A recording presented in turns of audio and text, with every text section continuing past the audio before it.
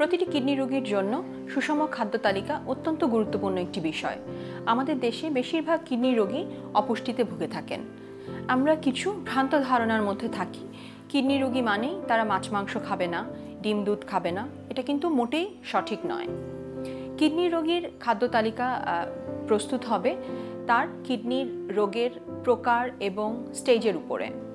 যেমন ডায়ালাইসিস এবং নন ডায়ালাইসিসের কিডনি পেশেন্টের কিন্তু খাদ্য তালিকা সম্পূর্ণ ভিন্ন। এছাড়াও কিডনি রোগীর লক্ষ্য রাখতে হবে তার পাশাপাশি অন্য কী ডিজিজ আছে, যেমন ডায়াবেটিক, কার্ডিয়াক ডিজিজ বা হাইপারটেনশন ইত্যাদি থাকলে তার খাদ্য তালিকাটা ভিন্ন হবে।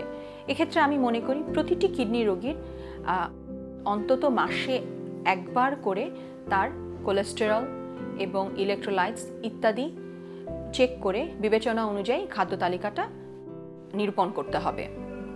নন ডায়ালাইসিস যে সকল কিডনি রোগী তাদেরকে সাধারণত আমরা বলে থাকি দৈনিক 40 থেকে 60 গ্রাম প্রোটিন, অর্থাৎ 40 গ্রাম প্রোটিনের মধ্যে কিন্তু আমাদের দৈনিক 2 টুকরো মাছ অথবা মাংস, যেই মাছ অথবা মাংসের আকার হবে একটি ভিজিটিং কার্ডের সাইজের সমান, এবং একটি ডিমের সাদা অংশ। এক্ষেত্রে অবশ্যই লক্ষ্য রাখতে হবে যে এর চেয়ে কম প্রোটিন যেন পেশেন্ট না খেয়ে থাকে।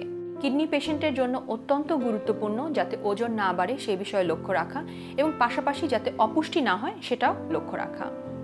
পেশেন্ট যখন ডায়ালাইসিসে অবতীর্ণ হবেন তখন তার খাদ্যের রেস্ট্রিকশন অনেকটা কমে আসবে, এবং পাশাপাশি ডায়ালাইসিসের পেশেন্টকে খেতে হবে প্রচুর পরিমাণে প্রোটিন।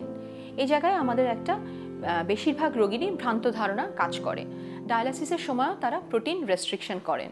সাধারণত আমরা বলে থাকি ডায়ালাইসিস চলাকালীন সময় 80 গ্রাম প্রোটিন দৈনিক খাদ্য তালিকায় থাকতে হবে, যা আমরা পেয়ে থাকি ন্যূনতম পক্ষে 3 থেকে 5 পিস মাছ অথবা মাংস এবং দৈনিক 3টা ডিমের সাদা অংশ থেকে। অনেক সময় দেখা যায় কিডনি রোগীরা বিভিন্ন ভাইটামিনস বা মিনারেল ডেফিসিয়েন্সিতে ভোগেন, যেমন ভিটামিন বি, সি বা ক্যালসিয়াম। এক্ষেত্রে তার রক্তের ভিটামিন এবং মিনারেলের রিপোর্ট অনুযায়ী তার এ সকল খাবারের সাপ্লিমেন্ট ব্যবহার করতে হবে। ডায়ালাইসিস পেশেন্টের ক্ষেত্রে লক্ষ্য রাখতে হবে যে তার সোডিয়াম পটাশিয়ামের মাত্রা যাতে ঠিক থাকে। এটা আমরা নন ডায়ালাইসিস পেশেন্টের ক্ষেত্রেও লক্ষ্য রাখব। আমাদের রক্তে সোডিয়াম পটাশিয়ামের মাত্রা, সোডিয়াম বাড়লে পটাশিয়াম কমবে এবং পটাশিয়াম বাড়লে সোডিয়াম কমবে, সাধারণত 8th রুল অফ থাম্বটা ফলো করে। এক্ষেত্রে আমাদের লক্ষ্য রাখতে হবে কিডনি পেশেন্ট পটাশিয়ামযুক্ত খাবার খাবে, কিন্তু পরিমিত মাত্রায়। কোন খাবারগুলোতে পটাশিয়াম আছে, যেমন ডাবের পানি, কলা, আলু, টমেটো, যে কোনো লেবু জাতীয় খাবার, কমলা, বাতাবি লেবু ইত্যাদিতে পটাশিয়ামের মাত্রা বেশি থাকে।